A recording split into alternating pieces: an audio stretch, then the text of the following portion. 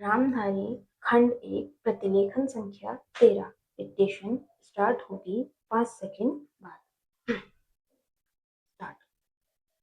महोदय, यह भी विचार किया गया है कि जो व्यक्ति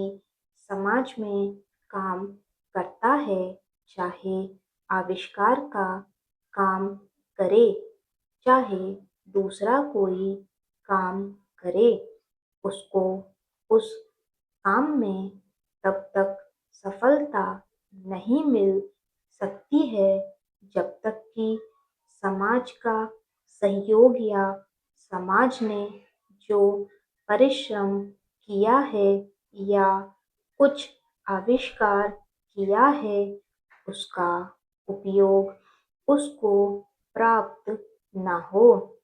उसका उपयोग वह ना कर सके। इसलिए जब भी कोई व्यक्ति किसी वस्तु का आविष्कार करता है तो आविष्कार करने में न केवल उसका अपना परिश्रम रहता है, लेकिन साथ ही साथ समाज ने जो काम किया होता है, चाहे विज्ञान के क्षेत्र में या प्रौद्योगिकी के क्षेत्र में या किसी अन्य क्षेत्र में, उस सब से भी वह लाभान्वित होता है। इसलिए जब हम किसी आविष्कार के किसी आविष्कारक के किसी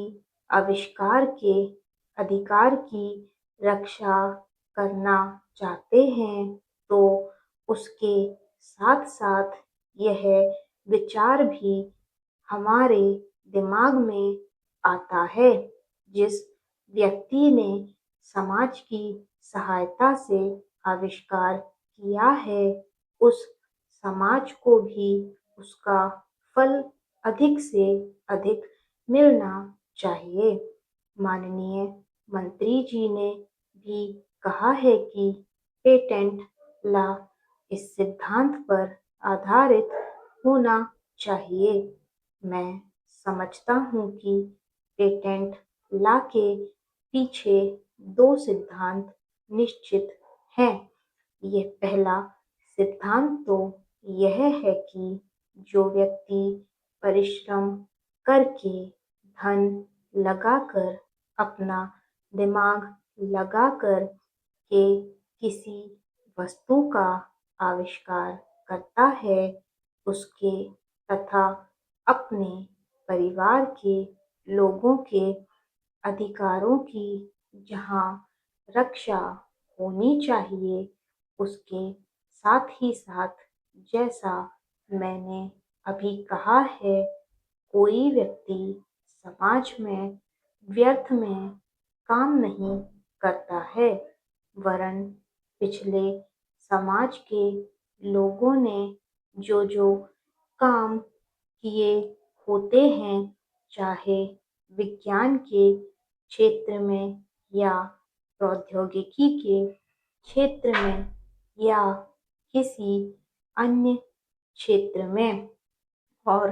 जिनके आधार पर वह कोई आविष्कार करता है, उसको उसका प्रतिफल तो मिले, लेकिन जो परिणाम हो उसका प्रतिफल समाज को भी मिलना चाहिए। मंत्री महोदय ने कहा है कि जो यह सिद्धांत है वह भी इस विधेयक के पीछे स्थापित किया गया है और इस बात का ध्यान रखा गया है कि जहां हम किसी व्यक्ति के आविष्कार के जो अधिकार हैं, चाहे धन के उपार्जन का अधिकार हो या प्रतिष्ठा प्राप्त करने का अधिकार हो, उसे प्रतिष्ठा का और चाहे धन का, दोनों का लाभ व्यक्ति विशेष को भी मिले। स्टॉप।